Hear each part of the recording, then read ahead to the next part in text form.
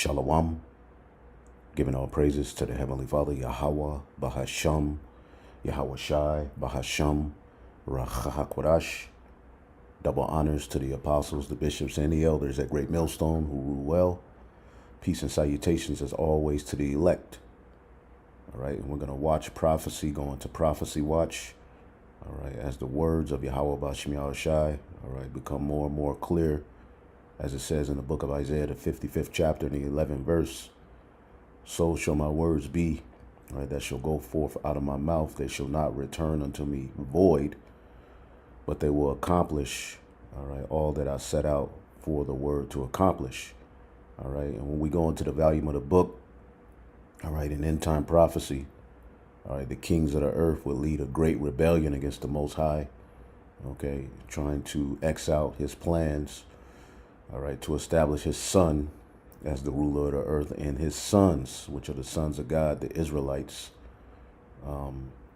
Ultimately, they're trying to disrupt the Most High's plan, and they're raging, okay, to root out the truth in the earth, all right, and to make, all right, particular talking points illegal, all right, and if they can do that, that will give them, all right, major progress in their plan to establish an NWO, all right, and ultimately to establish that micro CHIP, which will give them full control in Godhead, all right, of all the Heavenly Father's creation, okay, and ultimately you will be forced to bow the knee to their image, all right, and take their mark, all right, and by bowing your knee to their image, that means you accept, all right, of their ways, their gods, their rebellion, and you're okay with it, which when you listen to our doctrine, all right, it's a, it's a declaration, all right, directly opposed to the image of the beast. That's what it says in Jeremiah, the 50th chapter, that we are to declare and publish this truth, all right, that Baal is confounded, all right, Babylon is going to be destroyed, Marduk, all of their idols and gods are, broken into pieces, which, as the scriptures say, the weapons of our warfare are not carnal, but mighty through the pulling down of strongholds that run this world and that have controlled the narrative for years. All right. And as we can see, the powers that be are honing in on free speech. All right. And bringing in draconian measures as the Bible said they would. And this is nothing new. It's just that we're, all right, at the very end, where Esau, Edom, and the heathen that are joined unto him have power, all right, that, more than any other kingdom has ever ruled in the earth. They have more influence. They have technology. They have the ability to, create or push a false narrative and have the whole world to believe it, all right, and to destroy you based on the lie they told. Okay, they have deep fake, they have all of these various different, technologies and left-handed means to, basically forge a victory. And that's what they're trying to do. They're trying to, basically forge a birthright, where ultimately they rule in the earth, all right, eternally by left-handed means and become gods. See?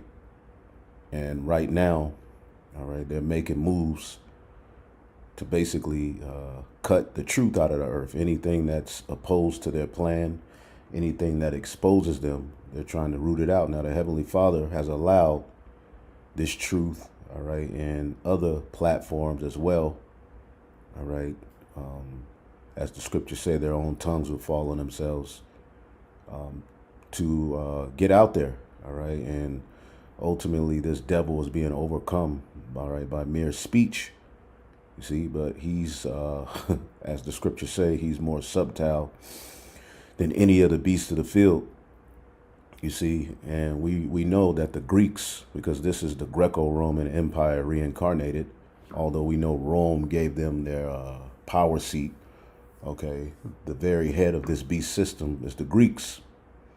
And when you go into what the Greeks did here in First Maccabees, the first chapter and the 41st verse, as we've been going into that history a lot lately, it says, moreover, King Antiochus, wrote to his whole kingdom that all should be one people. See that? This is nothing but another attempt at the Tower of Babel, making a one world government, bringing all of the heathen up under your rule, as the scriptures say in Habakkuk, all right, that he would try to gather unto himself. Let's get that. Habakkuk, the second chapter,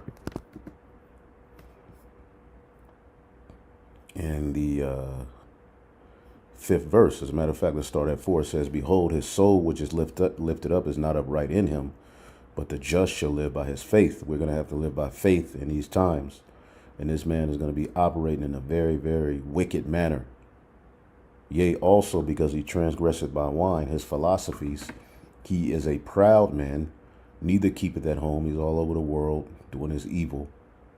Okay, with the backing of, the NATO and the EU, Babylon the Great, all right, goes through the four corners of the earth, destroying, rape, robbing, and murdering, along with Israel, okay, who enlargeth his desire as hell, and is as death, and cannot be satisfied, but gathereth unto him all nations, and heapeth unto him all people. See? And he wants all people under his dominion, under his control, all right? And before he does that, he's going to make you bow to his image. As you can see here, 1 Maccabees 1:41, moreover, King Antiochus wrote to his whole kingdom, all right, that all should be one people, and everyone should leave his laws. So all the heathen agreed according to the commandment of the king. All right, meaning you're going to have to put aside your beliefs. You're going to have to put aside, all right, your standard, which we know according to the scriptures, we were commanded to set a standard, to declare and publish, all right, and conceal not. See?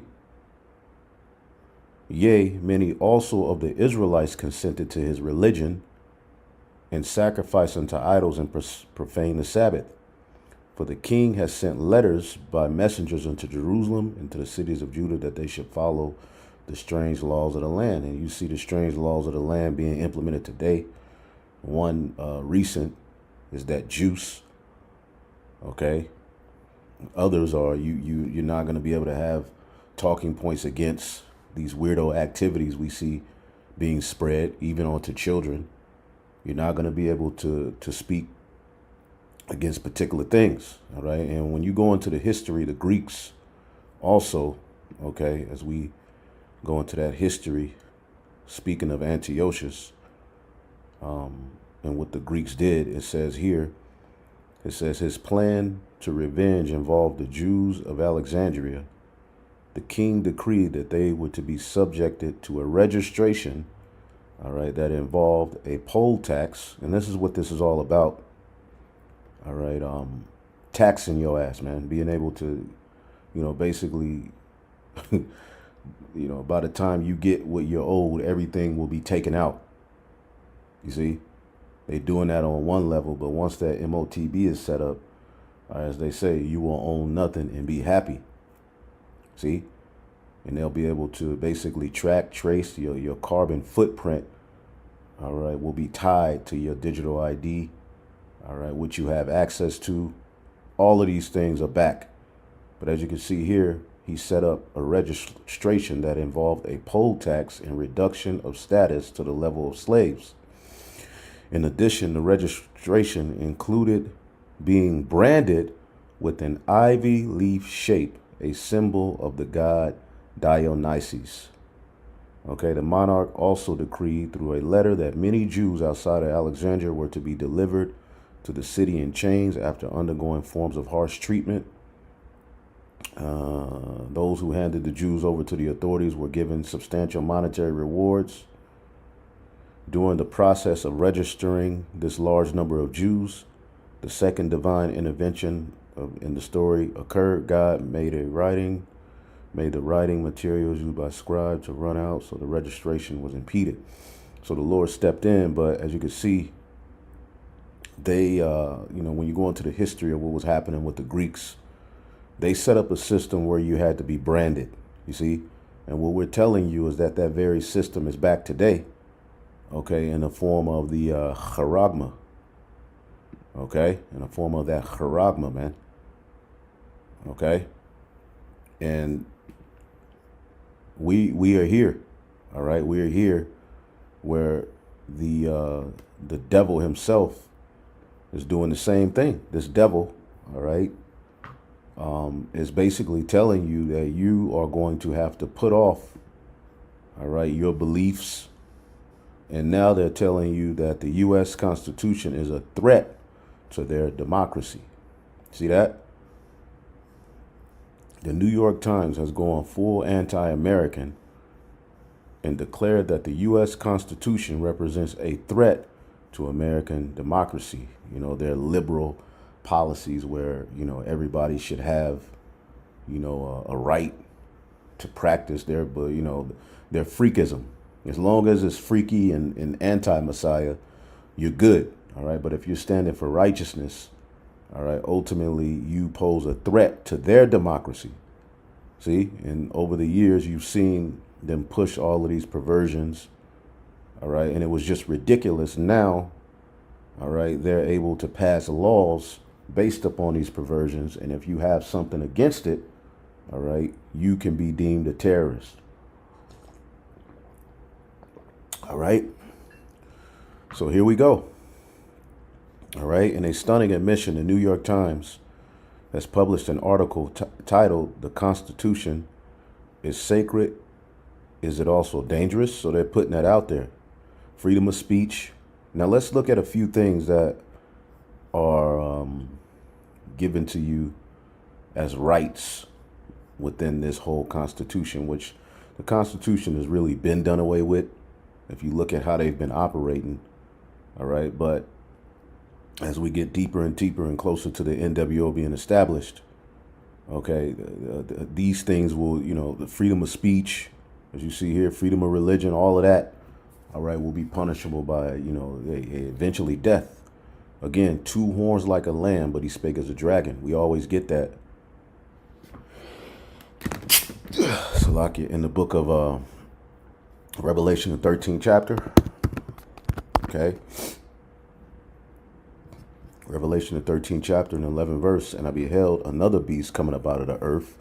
And he had 2 horns like a lamb, and he spake as a dragon. Now remember, this beast, all right, ultimately stems from, all right, the very beginning of this system, which started with the leopard, which are the Greeks, all right, and the dragon, which is the Romans.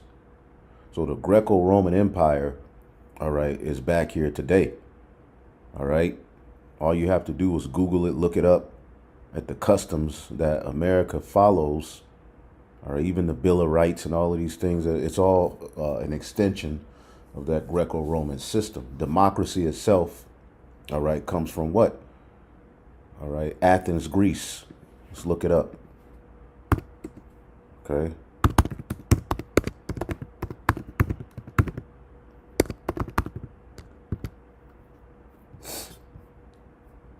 Born, not Brian. Born. The first known democracy in the world was in Athens, an Athenian democracy, all right, developed around the 5th century BCE. All right, and it was a different, of course, but again, we're just letting you know that these ideas that are practiced today go back, okay, to the Greco-Roman Empire, which they got their gods, all right, from the, you know, the Babylonians, the Egyptians, all right.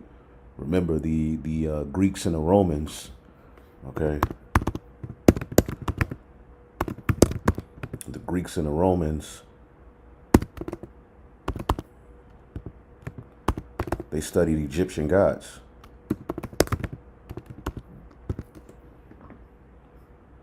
Yes, ancient Greeks and Romans extensively studied and incorporated Egyptian gods into their own pantheon. See that? Pantheon, pan meaning all theon gods, because they worship many gods. But when it says that this is a Sodom in Egypt,